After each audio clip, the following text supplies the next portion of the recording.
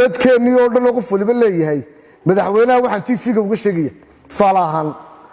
qof baa la xidhayaa dambi baa lagu waayaa 9 bilood buu xidhnaanayaa iska tag baa la odhanayaa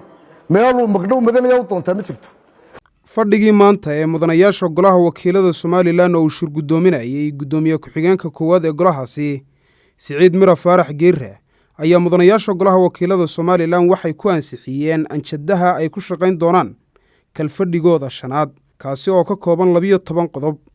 balse ka hor intaan codka gacantaaga ah loo qaadin ansixinta kalfadhigani ayaa qaar ka mid ah mudanayaasha golaha wakiilada Soomaaliland waxay ka dhiibteen dood ku saabsan ansixinta ajandaha kalfadhiga shanaad ajandaha waxaan leeyahay mudan gudoomiye sug ajandaha lagu soo darban leeyo xeerkaas halku ku dambeeyay tacab badan bay naga galay oo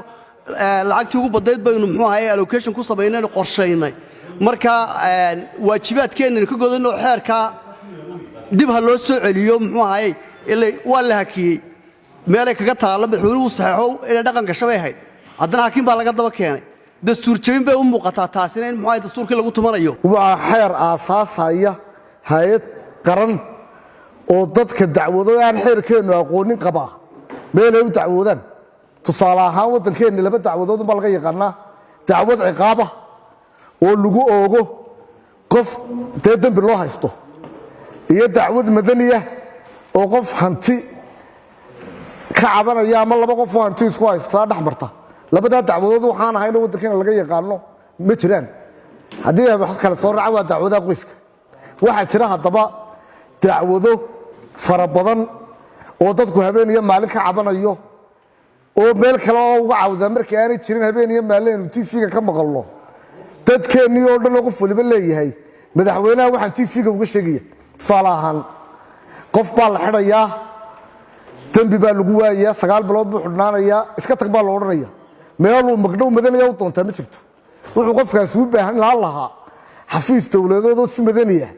kiiskiisa u eego la dhaxadhaaga qartar ruuxa cadayma lama haynin waxaad magdhow leedahay qof meel ka shaqeeya hadii erayo qabyaaladoo kala imka lagu yiraahdo ama isir safayna oo xagga asirka la xiriira ama xagga jinsiga xaal marinteeni oo kale caalamku uu leeyahay laakiin laga meel aad ku dacwootaa ma jirto hadii qandaraas aad xaq u leedahay lagu diido ama adigu baa tuumaysay qandaraaskaas xaq darraa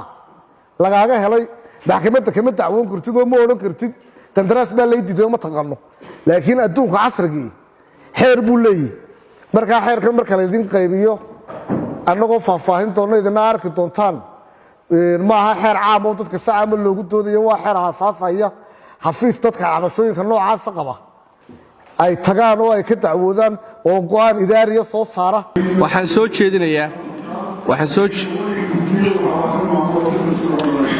soo jeedinayaa in ajandaha aynu kordhino oo ku darno gaar ahaan gudida shuruucda iyo gudida arrimaha dibadda labadaaba loogu daro xeerar khuseeya biidnillahi alkariim xeerka mashruuca sharci u doodista dadweynahana waa shaqadii gudida shuruucda iyo garsoorka iyo xuquuqul insaanka walow uu fikirka keenay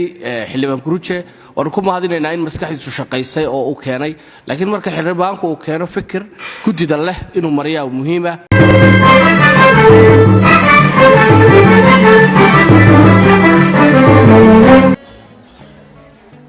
واو اسبوع كيسو في عايز صاحبي wadkeeshi sama ما شاء الله صح ما عادش بسيط waxaan ku shubtay xilmo furan $10 baad ku shuban kartaa 5 baad ku shuban kartaa 15 baad ku shuban kartaa 20 baad ku shuban kartaa